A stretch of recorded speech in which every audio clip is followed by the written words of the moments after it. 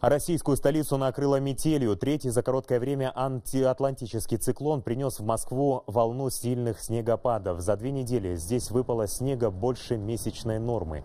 Из-за плохой погоды в московских аэропортах сегодня отменили около 140 рейсов, 130 из них из Шереметьево. Снегопад практически парализовал движение на московских дорогах. Еще утром синоптики повысили уровень опасности погоды в Москве до предпоследнего, оранжевого.